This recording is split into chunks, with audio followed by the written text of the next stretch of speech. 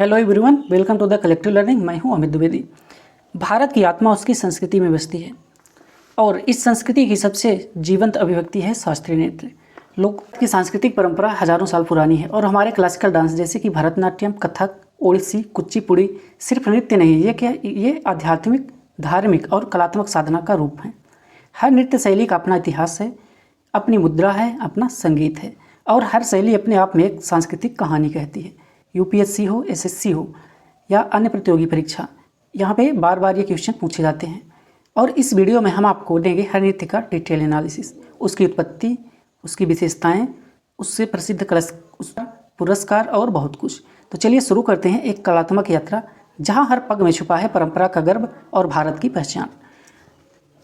तो स्टार्ट करते हैं। सबसे पहला हमारा डांस है भरतनाट्यम। भरतनाट्यम तमिलनाडु का एक शास्त्रीय नृत्य है। इसके बारे में देखते हैं। भरतनाट्यम भारत का सबसे प्राचीन शास्त्रीय नृत्य है।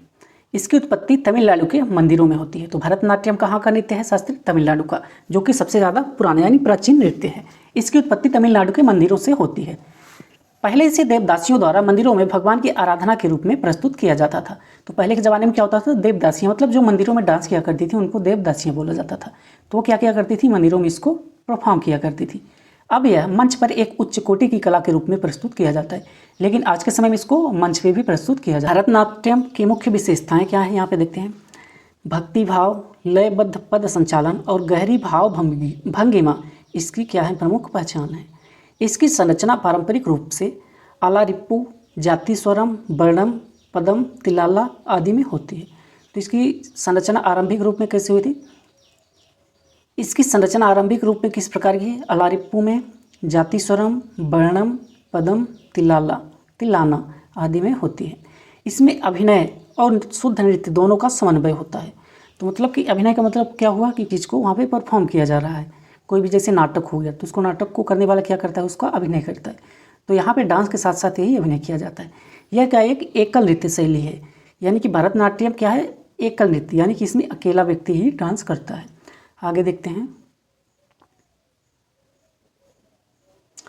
नटराज, शिव का यह स्वरूप उन्हें ब्रह्मांडी नर्तकी के रूप में दर्शाता है। नटराज की मूर्ति आपने देखा होगा, तो उसके बारे में नटराज, शिव का यह स्वरूप उन्हें ब्रह्मांडी नर्तक के रूप में दर्शाता है। तो नटराज की मूर्ति में शिव जी को डांस करते हुए दिखाया गया है। भरतनाट्यम की कई प्रस्तुतियां शिव के तांडव, ऊर्जावान नृत्य और लास्य यानी कि कोमल भावात्मक नृत्य से प्रेरित होती है। मंदिरों में उत्पत्ति, यह नृत्य तमिलनाडु के मंदिर में देव सेवा के रूप में आरंभ हुआ था, जहाँ देवताओं के सामने विशेषकर शिव के लिए नृत्य प्रस्तुत किया जाता था। यद्यपि भरतनाट्यम में विष्णु, देवी, कृष्ण आदि की भी प्रस्तुतियाँ होती हैं, परंतु इसका मूल उद्देश्य और परंपरा किसको समर्पित है? शिव जी को समर्पित है। आगे देखते हैं। वेशभूषा, संगीत और वाद्य यंत्र। तो महिला नर्तकियाँ पारंपरिक साड़ी पहनती हैं जिसमें प्लीट वाला पंखाकार भाग लगा होता है। यहाँ पे आप ये देख पा रहे हो, ये पंखाकार दिखाई दे रहा है भाग। आभूषण मंदिर शैली में होते हैं। चेहरे का भाव स्पष्ट दिखाने के लिए विशेष श्रृंगार होता है। इसमें कर्नाटक संगीत का प्रयोग होता है।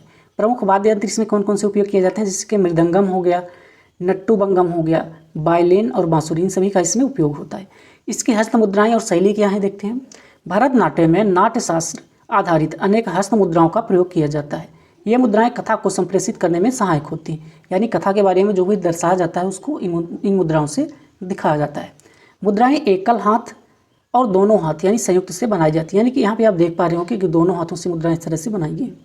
प्रत्येक मुद्रा का धार्मिक और सांस्कृतिक अर्थ होता है, यानी यहाँ पे जितनी भी मुद्राएं उपयोग किए जाते हैं उन सभी का धार्मिक और सांस्कृतिक महत्व होता है। इसके प्रमुख कलाकार देख लेते हैं और पुरस्कार। देखिए, कलाकारों से भी ज़्यादातर एग्जाम में पूछ लिया जाता है। जो यहाँ पे इंपॉर्टेंट नाम है उसको मैं यहाँ पे लेके आया हूँ। जैसे कि रुक्मणी देवी अरुणडेल हो गई, ये भरतनाट्यम को मंच पर लाने का श्रेय इन्हीं को दिया जाता है। दूसरी हो गई पद्मा सुब्रमण्यम, विदुषी और शोधकर्ता थी। मूर्ति हो गई भरतनाट्यम और कुचिपुड़ी की विशेषज्ञ। प्रसिद्ध सम्मान पद्मभूषण, संगीत नाटक अकादमी पुरस्कार आदि से रिलेटेड दिए जाते हैं। तो यहाँ पे ये 3 नाम आप याद रखिए, रुक्मणी देवी अरुणडेल, पद्मा सुब्रमण्यम, यामिनी कृष्णमूर्ति, ये इंपॉर्टेंट नाम है। आगे चलते हैं। प्रमुख संस्थान इसके देख लेते हैं। जैसे कि कालाक्षेत्र फाउंडेशन चेन्नई में है, रुक्मणी देवी द्वारा स्थापित है। तो ये कभी कभी ये भी पूछ लिया जाता है कि रुक्मणी देवी द्वारा स्थापित कौन सा संस्थान है। यह भरतनाट्यम के प्रशिक्षण और संरक्षण का प्रमुख केंद्र है। अन्य संस्थान में क्या हो गए? नृत्यग्राम, श्री कृष्णगान आदि सभी आते हैं। तो ये इंपॉर्टेंट जरूरी यही है कि रुक्मिणी देवी द्वारा स्थापित कौन सा संस्थान है। परीक्षा उपयोगी तथ्य यहाँ पे देख लेते हैं। नृत्य शैली हो गई एकल नृत्य, शास्त्रीय और भक्ति प्रधान है। ये कर्नाटक शास्त्रीय संगीत से संबंधित है। राज्य ये तमिलनाडु का है। मंच मंदिर और आधुनिक रंगमंच ये दोनों में परफॉर्म किया जाता है। और यहाँ से यूपीएससी रेलवे में अक्सर यहाँ से यूपीएससी एसएससी जैसी परीक्षाओं में यहाँ से प्रश्न पूछा जाता है। अगला डांस देखते हैं कथक, उत्तर भारत का शास्त्रीय नृत्य। कथक का अर्थ है कथा कहने वाला। यह उत्तर भारत का प्रमुख शास्त्रीय नृत्य है। इसकी उत्पत्ति मंदिरों में कथावाचकों द्वारा रामायण महाभारत की कहानियाँ सुनाते हुए हुई थी। बाद में यह मुगल दरबारों में मनोरंजन का माध्यम बना। इसकी मुख्य विशेषताएं क्या होती हैं? पैरों की तेज गति और तालबद्ध घुंघरू की ध्वनि इसकी पहचान है। घूमने की तकनीकी चक्कर बहुत प्रसिद्ध है। नृत्य के साथ साथ अभिव्यक्तियाँ यानी कि अभिनय भी होता है। इसमें ठुमरी, टप्पा, भजन आदि की प्रस्तुति की जाती है। आगे देखते हैं प्रारंभिक काल में हिंदू परंपरा। कथक शब्द बना है कथा यानी कि कहानी से। प्रारंभ में भक्तिपूर्वक भगवान श्री कृष्ण की लीलाओं जैसे कि रासलीला, माखन चोरी, गोपियों संग रास आदि को नृत्य नाट्य के रूप में प्रस्तुत किया जाता था। इस चरण में कथक पूर्ण रूप से वैष्णव परंपरा और कृष्ण भक्ति से जुड़ा हुआ था। मुगल काल में विकास मुगल दरबारों में इसे शास्त्रीय और दरबारी नृत्य के रूप में अपनाया गया था। इस दौरान इसमें भाव भंगिमा, सौंदर्य ताल और तकनीकी प्रस्तुति को प्रमुखता दी गई। साथ ही धार्मिक से अधिक संगीतिक और कलात्मक प्रदर्शन में बदल गया।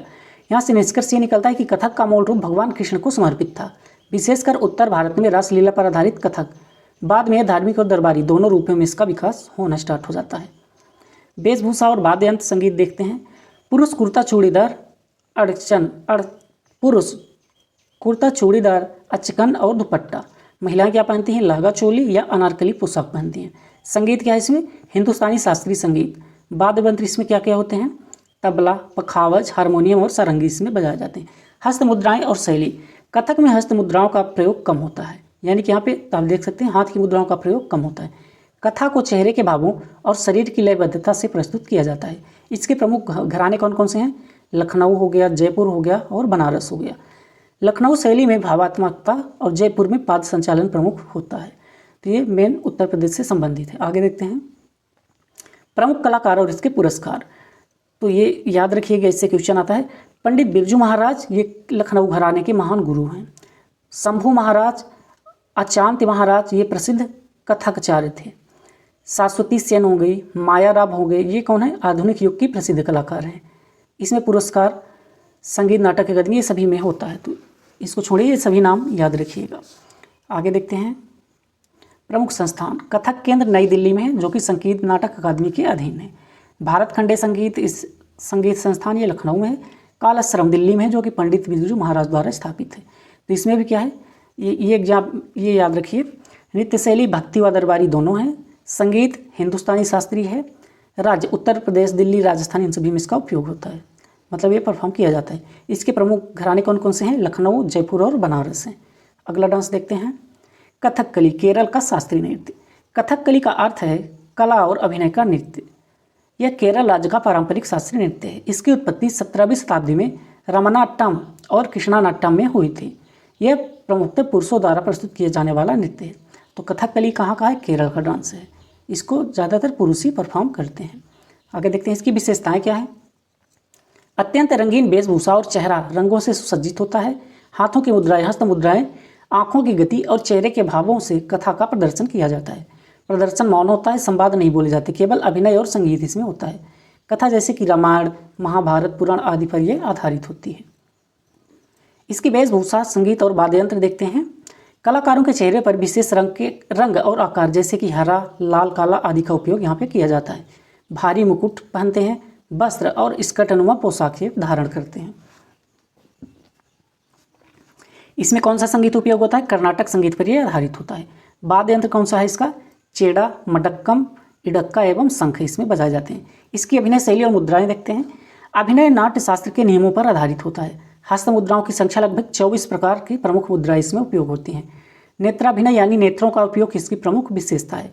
पात्रों को रंगों से पहचाना जाता है, जैसे कि हरा सत्पुरुष, लाल असुर, काला शक्तिशाली। इस तरह से इसको यहाँ पे दर्शाया जाता है। इसके प्रमुख कलाकार देख लेते हैं। कलामंडलम कृष्णन नायर, ये कथाकली के महान कलाकार हैं।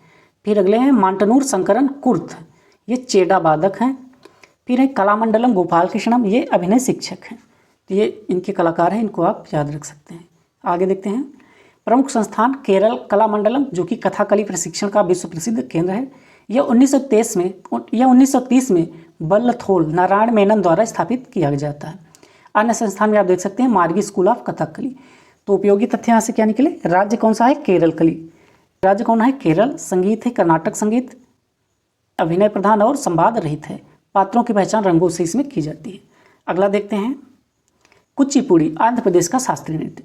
कुचिपुड़ी आंध्र प्रदेश का प्रमुख शास्त्रीय नृत्य है। इसका नाम कृष्णा जिले के कुचिपुड़ी गांव से पड़ा है। इसकी उत्पत्ति धार्मिक कथाओं के नृत्य प्रदर्शन से हुई थी। प्रारंभ में केवल ब्राह्मण पुरुषों द्वारा यह प्रस्तुत किया जाता था। आगे देखते हैं इसकी मुख्य विशेषताएं क्या हैं। यह नृत्य संगीत, अभिनय और कथा प्रस्तुत का मिश्रण है। तो इसमें क्या क्या होता है, इसमें नृत्य भी होता है, संगीत, अभिनय भी किया जाता है और कथा की प्रस्तुति भी होती है। इसमें पैर की चपलता, गतिशीलता और सौंदर्य का प्रदर्शन होता है। इसमें ब्राह्मा मेलप पद्धति का अनुसरण किया जाता है। कई बार पात्र जल से भरे पीतल के बर्तन पर खड़े होकर भी प्रस्तुति देते हैं, यानी कि जो भी उसको परफॉर्म कर रहा होता है कई बार वो पीतल के बर्तन में खड़े होकर भी प्रस्तुति देते हैं। वेशभूषा, संगीत और वाद्य यंत्र देख लेते हैं। पारंपरिक पोशाकें इसमें भरतनाट्यम जैसी ही होती हैं, लेकिन हल्की और रंगीन होती हैं। महिलाओं के लिए लंबी साड़ी, पुरुषों के लिए धोती का उपयोग यहाँ पे होता है। संगीत में कर्नाटक संगीत प्रणाली पर यह आधारित है। वाद्य यंत्र इसमें क्या है, मृदंगम, तंबूरा, वायलिन और नट्टुबंगम, इन सब का इसमें प्रयोग होता है। आगे देखते हैं अभिनय शैली और मुद्राएं इसमें।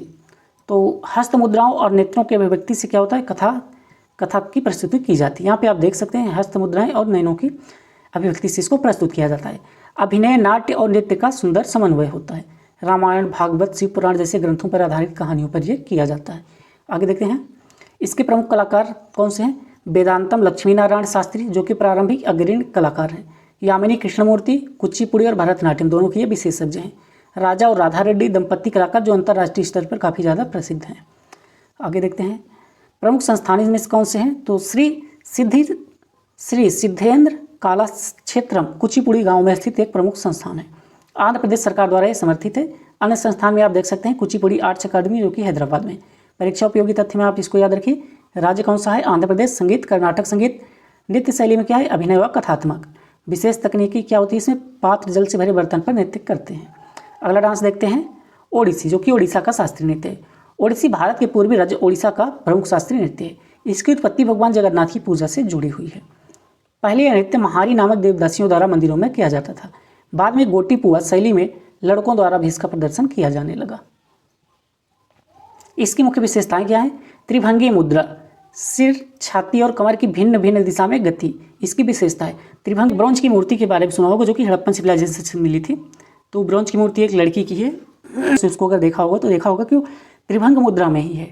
तो त्रिभंग मुद्रा में क्या होता है, सिर, छाती और कमर की भिन्न भिन्न गति में दिशा होती है, यानी कि शरीर के 3 जगहों पे उसको, शरीर मतलब 3 जगहों पे मुड़ा हुआ होता है, मतलब 3 तरह की वहाँ पे क्रियाएं होती हैं। इसको त्रिभंग मुद्रा कहते हैं।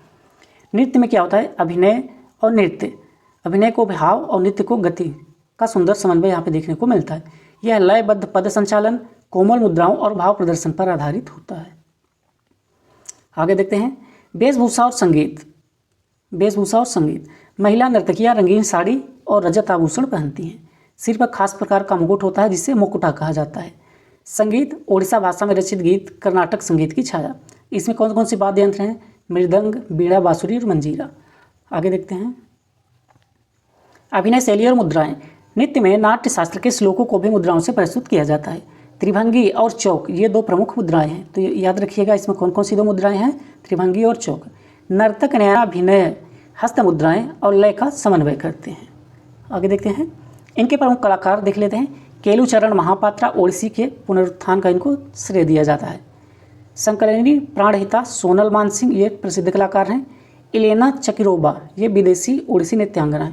तो आप ये चीज़ एक याद रखिएगा, यहाँ पे ये जो दिया गया है महापात्रा, तो महापात्रा अगर किसी भी व्यक्ति के नाम में जुड़ा रहा है तो मैक्सिमम टाइम क्या होता है, वो ओडिसी से ही संबंधित होते हैं। तो एग्जाम में इसको आप ट्रिक लिए, ये ट्रिक आप एग्जाम में लगा सकते हैं कि किसी भी नाम के लास्ट में अगर महापात्रा आ रहा है तो वो ओडिसी से ही संबंधित होगी।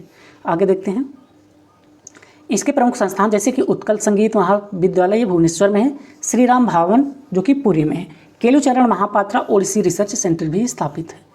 परीक्षा उपयोगी तथ्य में देख लेते हैं, ये किस राज्य से संबंधित है? उड़ीसा से। त्रिभंगी मुद्रा इसकी पहचान है। मंदिर शैली का नृत्य भगवान जगन्नाथ से जुड़ा हुआ है। संगीत ओडिया गीतों पर यह आधारित है। अगला देखते हैं मणिपुरी। मणिपुर का यह शास्त्रीय नृत्य है। मणिपुरी नृत्य मणिपुर राज्य का पारंपरिक यह शास्त्रीय नृत्य है। इसकी उत्पत्ति वैष्णव भक्ति आंदोलन और मणिपुर की लोक परंपराओं से हुई थी।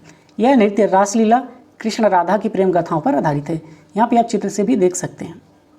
आगे चलते हैं, इसकी मुख्य विशेषताएं क्या है देखते हैं। यह अत्यंत कोमल, धीमा और लयबद्ध नृत्य है। इसमें नर्तक नर्तकियां बहुत ही सौम्य भावों के साथ प्रस्तुति देते हैं। रासलीला, संकीर्तन और ताल मालिका इसकी प्रमुख शैलियाँ हैं। तो इसकी कितनी शैलियाँ? 3। कौन कौन सी? रामलीला, संकीर्तन और ताल मालिका। इसमें पुरुष और महिला दोनों ही भाग लेते हैं।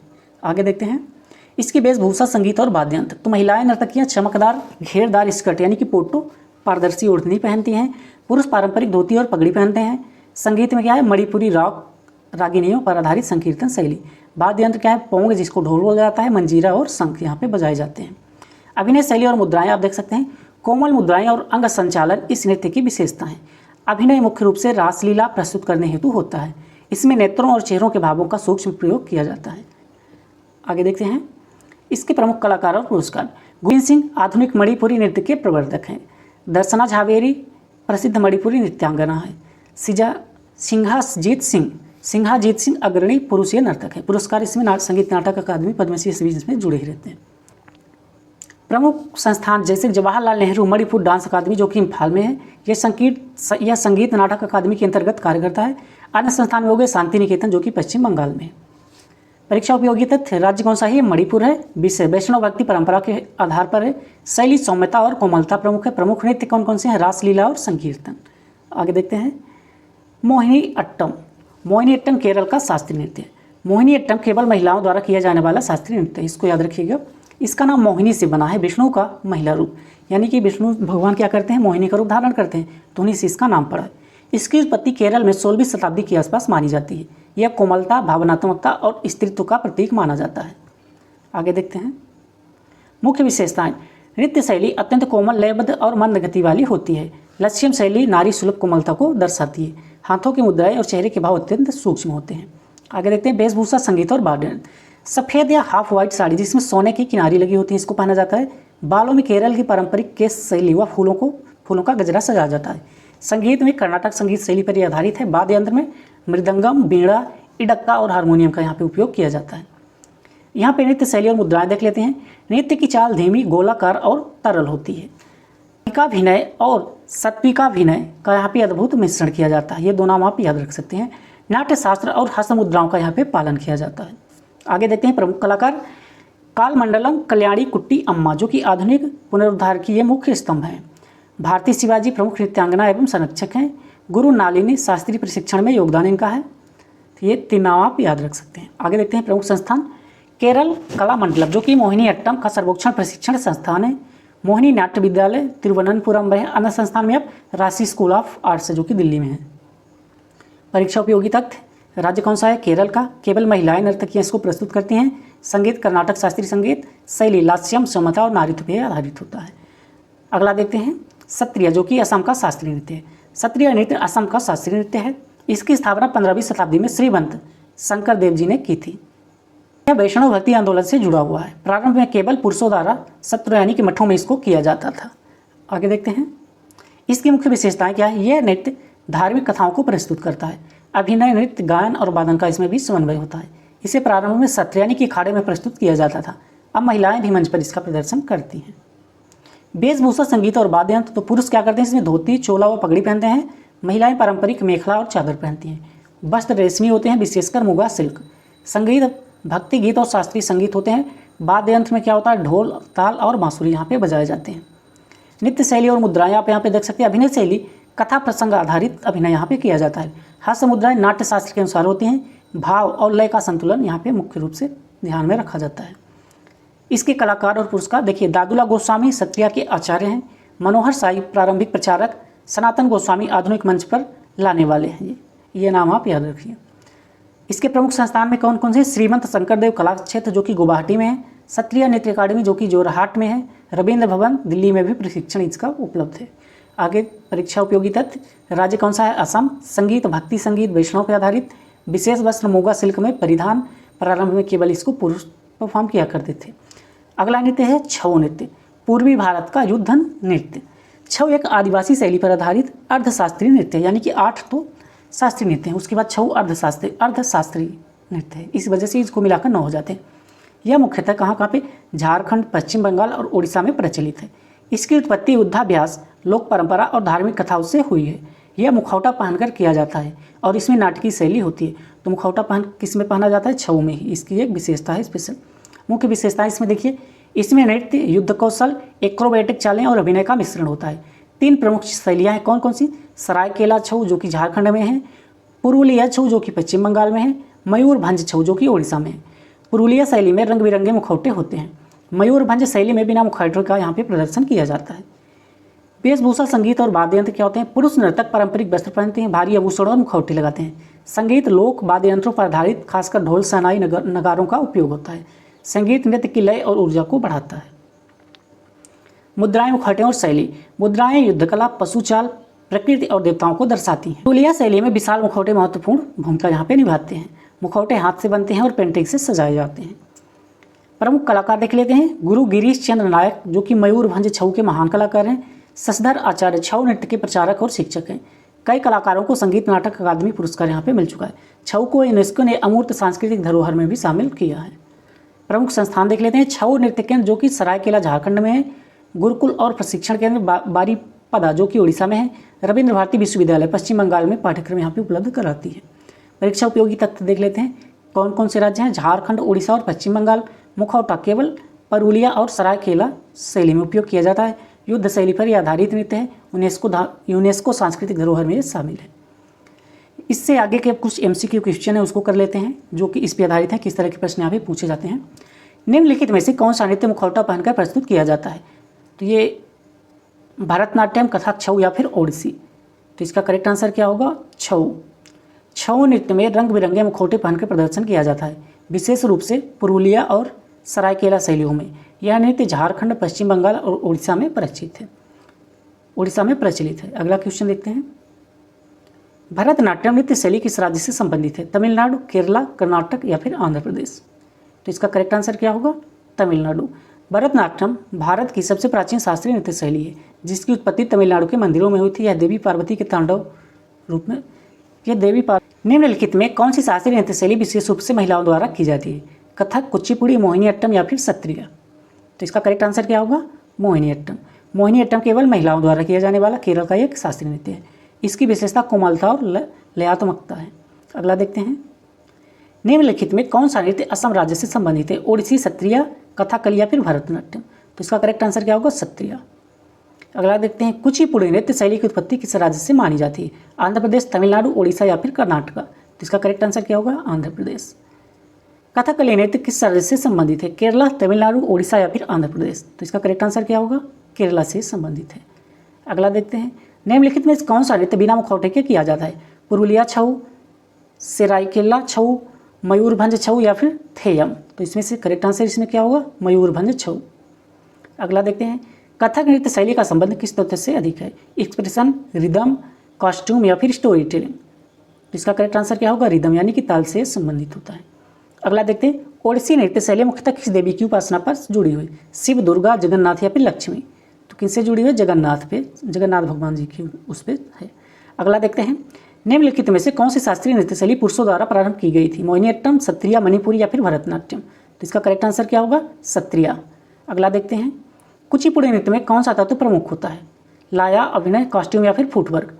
तो इसका करेक्ट आंसर क्या होगा? अभिनय इसमें महत्वपूर्ण होता है। अगला क्वेश्चन देखते हैं। निम्न में से कौन सा नृत्य युद्ध रूप से मंदिरों में उत्पन्न हुआ था? कथक, कथकली, भरतनाट्यम या फिर छऊ। तो इसका करेक्ट आंसर क्या होगा? भरतनाट्यम। आगे देखते हैं। कथकली नृत्य में कौन सी वस्तु प्रमुख रूप से पहनी जाती है? घुंघरू, इलेबोरेट फेस मेकअप, टर्बन यानी कि पगड़ी या फिर एंकल बेल्स।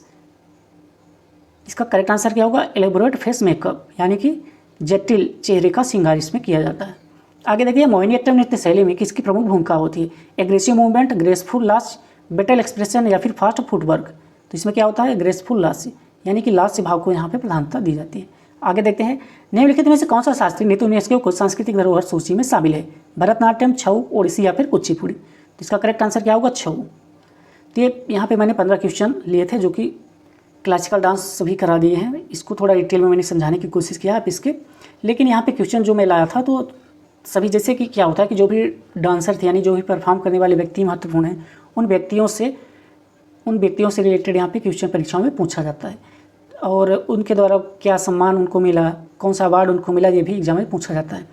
तो ये बेसिकली 15 क्वेश्चन देने का मतलब ये था कि आपको ये समझ में आए किस तरह का क्वेश्चन यहाँ पे बनता है। बाकी अगर आप और चाहते हैं कि जैसे व्यक्तियों से जुड़े हुए क्वेश्चन या इसका और डिटेल PYQ आपके पास रिप्रेजेंट करूं, तो उसके लिए आप क्या करेंगे, तो कमेंट बॉक्स में आप लिख दीजिएगा किससे रिलेटेड आपको वीडियो MCQ चाहिए, तो मैं